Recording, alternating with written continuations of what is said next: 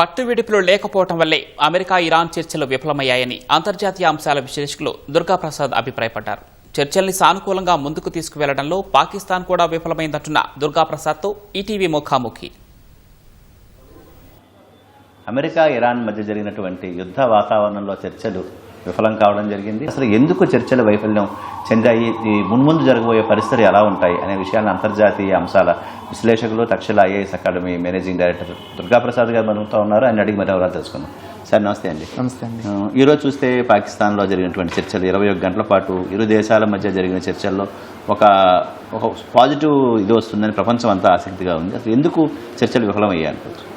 ఇది రెండు దేశాలకు సంబంధించి ఒక ఈగో క్లాష్గానే మనం భావించాల్సి వస్తుంది. ఎందుకంటే ప్రస్తుత పరిస్థితిలో ఇటు అమెరికా కావచ్చు, ఇరాన్ కావచ్చు, రెండు తగ్గకపోవడం, ఎవరి స్టాండ్ మీద వాళ్ళు క్లియర్గా ఈ డిమాండ్స్నే మీరు అంగీకరించాలి అంటే మీరు అంగీకరించాలి అన్న విధంగా ఈ చర్చలు కొనసాగటం. ప్రస్తుత పరిస్థితిలో మనం ఒక థర్డ్ పర్సన్గా మనం గనక చూస్తే ఇరాన్ తన స్టాండ్ తీసుకోవడంలో తప్పు లేదనిపిస్తుంది. అలాగే అమెరికా తన వాదన ఏదైతే ఉందో, నేను ప్రపంచం గురించి ఆలోచించి ఈ స్టాండ్ తీసుకుంటున్నాను, ఇరాన్ న్యూక్లియర్ డెవలప్మెంట్స్ ఏవైతే ఉన్నాయో న్యూక్లియర్ డిజార్మ్మెంట్ చేయకపోతే అది ప్రపంచానికి భారీ స్థాయిలో నష్టం కలుగుతుంది కనుక నేను ముందుండి ఇరాన్ చేత ఈ న్యూక్లియర్ వెపనరీ ఏదైతే ఉందో డిజార్మ్మెంట్ కోసం నేను ప్రయత్నిస్తున్నాను అనే విధంగా అమెరికా ప్రొజెక్ట్ చేసుకుంటుంది. ఇటు యుఎస్ఏ కావచ్చు, ఇటు ఇరాన్ కావచ్చు, ఇద్దరూ తగ్గే పరిస్థితిలో లేరు. అంటే ముఖ్యంగా చూస్తే సార్, హార్మూజ్ జలసంధి విషయం ఒకవైపు అయితే అణు హక్కులు సంబంధించిన విషయం మరోవైపు, ఇటు ఇరాన్ కావచ్చు, ఇటు అమెరికా కావచ్చు, ఈ రెండు విషయాల్లో ఎందుకు అంత గట్టిగా పట్టుకోరు? ఇరాన్కి సంబంధించి ఇటు అణు ఒప్పందాలు కావచ్చు, ఈ హార్మూజ్ జలసంధి కావచ్చు, రెండు తన సార్వభౌమాధికారానికి సంబంధించిన విషయాలే.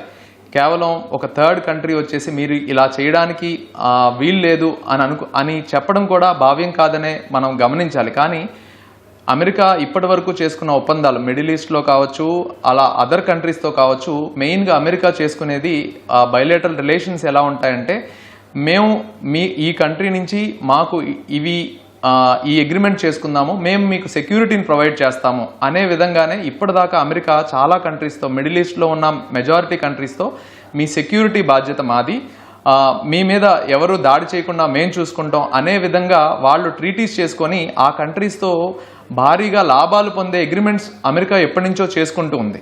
సో ఇరాన్తో గనక అమెరికా ఒకవేళ తగ్గితే ఖచ్చితంగా ఆ అగ్రిమెంట్స్ అన్నిటినీ బైపాస్ చేసి జరిగింది, ఇరాన్ లాగా మేమెందుకు ఉండకూడదు అని మిగతా కంట్రీస్ అన్నీ అదే దోవలో ప్రయత్నిస్తే ఖచ్చితంగా అమెరికాకి ఇది చాలా పెద్ద డిసడ్వాంటేజ్ అవుతుంది. సో ఈ పరిస్థితిలో అమెరికా తగ్గట్లేదు, అలాగే ఇరాన్ తన సార్వభౌమాధికారాన్ని వదిలేసి ఒక అదర్ కంట్రీస్లో లాగా అమెరికా షేడ్లో వెళ్ళిపోవడానికి ఇరాన్ కూడా రెడీగా లేదు. ఎందుకంటే రానున్న రోజుల్లో ఒకవేళ ఈ రకంగా గనక తగ్గితే ఈ అగ్రిమెంట్ని బేస్ చేసుకొని అన్ని కంట్రీస్ చేత అమెరికా ఇరాన్ మీద మూకుమ్మడిగా దాడి చేయించే పరిస్థితులు కూడా ఎదురవచ్చని చెప్పేసి ఇరాన్ భావిస్తుంది. అంటే ముఖ్యంగా చూస్తే అణ్వాయుధాల విషయంలో అమెరికా ఉపాధ్యక్షుడు జేడీ వ్యాన్స్ చేస్తున్నటువంటి ప్రధాన డిమాండ్ ఏంటి? అసలు అణ్వాయుధాలకు సంబంధించి ఎట్టి పరిస్థితుల్లోనూ మేము వాటిని తయారు చేయబోము అనేటువంటి స్పష్టమైన షరతు విధించాలి అని చెప్పి అంత గట్టిగా ఆయన పట్టుబడ్డానికి కారణం ఏంటి? ఇరాన్ ఎందుకు ఈ విషయంలో అసలు పూర్తిగా మేము సమ్మతించబోము అని అంటుంది?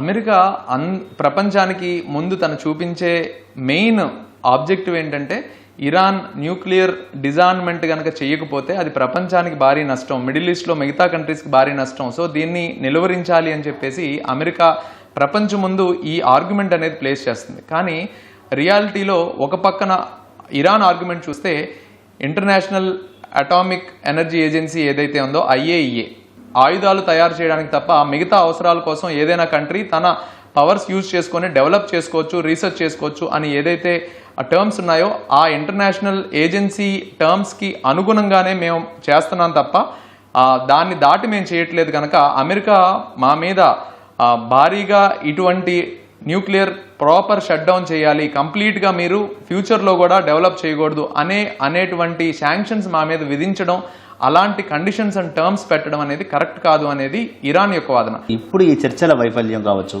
ఇది మున్ముందు ప్రత్యక్ష యుద్ధానికి దారితీస్తుందా? ఇంకా ఇదేమైనా పెరిగే పరిస్థితులు ఉంటాయి? ప్రత్యక్ష యుద్ధం పరిస్థితులు అనేది మనం గమనిస్తే ఇరాన్కి ఇప్పుడున్న పరిస్థితిలో యుఎస్ ఒక 2 అడుగులు వెనక్కి వెళ్ళినట్టుగానే మనం భావించవచ్చు.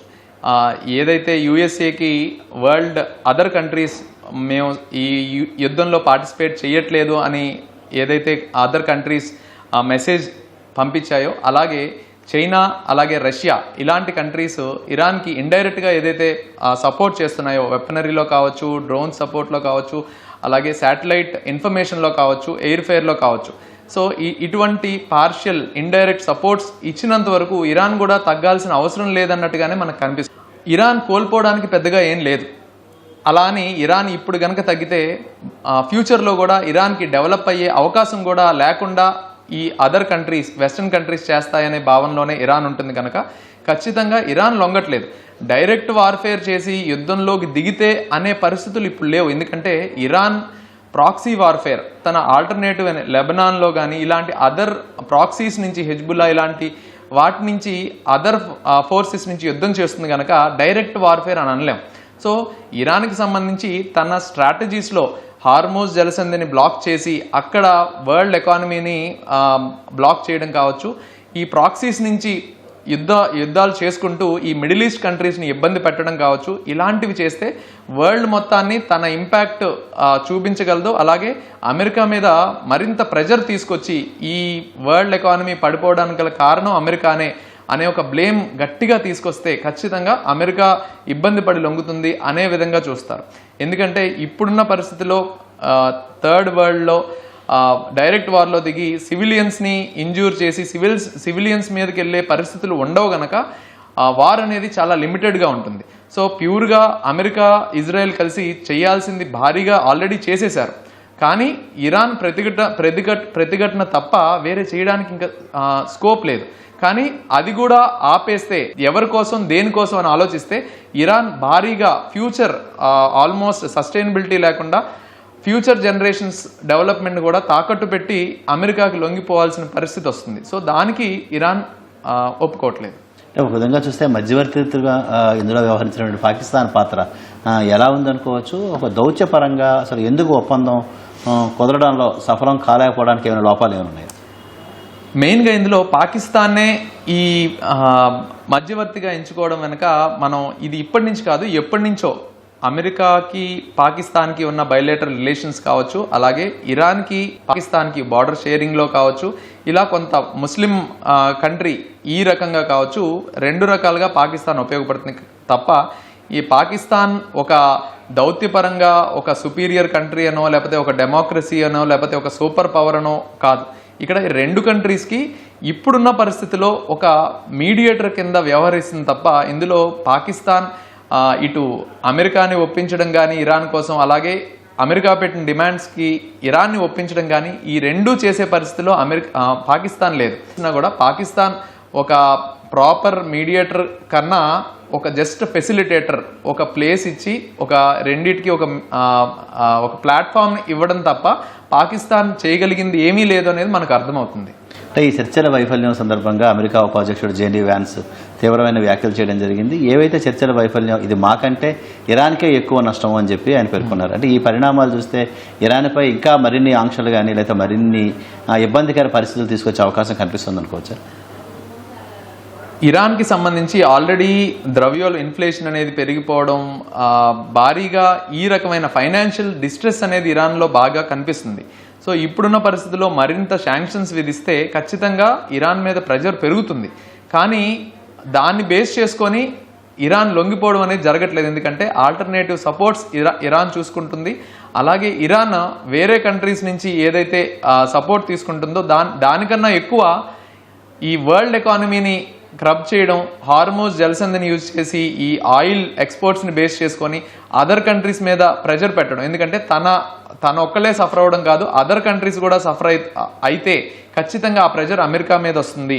మరోసారి యుద్ధ జ్వాలలు కనిపించే పరిస్థితి ఉందా? అలాగే ఇప్పటికే ఆయిల్ సంబంధించి కొంత ఇబ్బంది ఉంది, చమురు సంబంధించినవి, ఇవి మరేమైనా పెరిగే అవకాశం ఉందా? నిత్యావసరంలో కూడా చాలా వరకు ఆకాశాన్ని అంటుతున్నటువంటి పరిస్థితి ఉంది. ఇది ఎలా ఊహించవచ్చు? ఇది మిడిల్ ఈస్ట్కి దగ్గరలో, మిడిల్ ఈస్ట్ చుట్టుపక్కల ఏ కంట్రీస్ అయితే ఆయిల్ ఎక్స్పోర్ట్స్ మీద డిపెండ్ అయి ఉన్నాయో ఆ కంట్రీస్ మీద ఇంపాక్ట్ అనేది భారీగా ఉంటుంది. పర్టికులర్గా ఇండియా మీద ఇంపాక్ట్ అనేది మనం చూసుకుంటే కొంతవరకు ఉండొచ్చు, కానీ భారీగా కాదు. ఎందుకంటే మనకి ఆల్టర్నేటివ్ అరేంజ్మెంట్స్ కూడా మనం చేస్తున్నాము, అదర్ సోర్సెస్ నుంచి కూడా ప్రొక్యూర్ చేస్తున్నాం. కానీ ఇక్కడ మనం ఈ మిడిల్ ఈస్ట్ దగ్గరలో ఉన్న కంట్రీస్ మీద ఈ భారీ ఇంపాక్ట్ ఉంటుంది. వియత్నాం అలాగే అమెరికా లాంటి పరిస్థితులు వచ్చి అమెరికా తగ్గే పరిస్థితులు ఎలా క్రియేట్ అవుతాయి? ఇరాన్ని పక్కకు పెడితే, ఎందుకంటే ఇరాన్ని ఈ రకమైన IRGC ఇటువంటి మిలిటెంట్స్, లెబనాన్స్ ఈ టెర్రరిజం బేస్ చేసుకొని అదర్ ప్రాక్సీస్ని బేస్ చేసుకొని వాళ్ళని మనం ప్రెజర్ పెట్టడం కన్నా అమెరికా మీద ప్రెజర్ పెట్టి అన్ని కంట్రీస్ దీన్ని కొంచెం అమెరికాని కొంచెం తగ్గేటట్టు చేస్తే ఇది ముందుకెళ్లే పాజిటివ్గా ముందుకెళ్లే ఛాన్సెసే మనకు కనబడుతున్నాయి తప్ప ఇరాన్ తగ్గుతుంది అనే పరిస్థితులు ఇప్పుడు మనకు కనబడట్లేదు. ఎందుకంటే ఖచ్చితంగా ఇరాను వాళ్ళు ఈ నెగోషియేషన్స్కి రావడం కూడా ఒక సక్సెస్ లాగానే చూస్తున్నారు.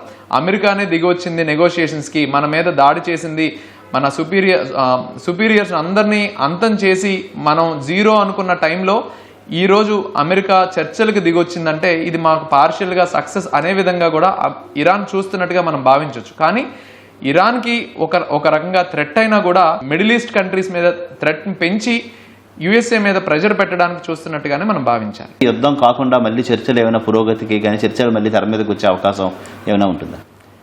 ఇదంతా మనం గమనిస్తే మెయిన్గా అమెరికా యొక్క ఈగో ఎలా అదర్ కంట్రీస్ తీసుకుంటాయి అనే విధంగానే మనం గమనించాలండి. ఎందుకంటే ఇరాన్ తగ్గే పరిస్థితిలో లేదు, ఇరాన్కి వేరే ఆప్షన్ కూడా లేదు. ఇరాన్ తనకున్న సార్వభౌమాధికారాన్ని జియోగ్రఫికల్ స్ట్రాటజీతో ఉన్న హార్మోజ్ జలసంధిని కావచ్చు, న్యూక్లియర్ డిజార్మ్మెంట్ వరకు కొంతవరకు నేను అంగీకరించడానికి రెడీగా ఉన్నాము. కానీ బేసిక్ న్యూక్లియర్ టర్మ్స్ ఏవైతే ఉన్నాయో ఇంటర్నేషనల్ అటామిక్ ఎనర్జీ ఏజెన్సీ విధించిన అవి కూడా మమ్మల్ని చేసుకోవద్దు అంటే మేము దానికి రెడీగా లేను అన్న విధంగా అన్నట్టుగానే అదర్ కంట్రీస్ చూస్తున్నాయి. కానీ USA తగ్గట్లేదు అనేది ప్రతి ఒక్కరు భావిస్తున్నారు. సో USA తగ్గేటట్టు కనుక ప్రెజర్ కనుక బిల్డ్ అయితే అదర్ కంట్రీస్ ఏవైతే ఖటార్ కావచ్చు, మిడిల్ ఈస్ట్లో ఉన్న అదర్ కంట్రీస్ కనుక డెఫినెట్గా దీన్ని ముందుకు తీసుకెళ్ళి టెంపరీగా అయినా కూడా ఇరాన్కి కొంత రిలీఫ్ అనేది ఇవ్వగలిగినట్టయితే ఫ్యూచర్లో కొంత గ్యాప్ తీసుకొని ఇరాన్ని ఎలా కట్టడి చేయాలి అని ఆలోచించే ధోరణిలో అమెరికాని ఆలోచింపచేయగలిగితే ఖచ్చితంగా కొంత గ్యాప్ అనేది, ఒక స్కోప్ అనేది రానున్న రోజుల్లో యుద్ధం వాతావరణం కాకుండా కొంత చర్చల్ని ముందుకు తీసుకెళ్లే విధంగా ఎలా చూడాలో ఆ విధంగా మనం చూడొచ్చు. ఇది యుద్ధానికి సంబంధించి ఏదైతే చర్చల వైఫల్యం చెందిన తర్వాత పశ్చిమాసియా దేశాల్లో ఉన్నటువంటి పరిస్థితి. విజయవాడ నుంచి కెమెరామెన్ సోమేష్తో శ్రీనివాస్ మోహన్, ఈటీవీ న్యూస్.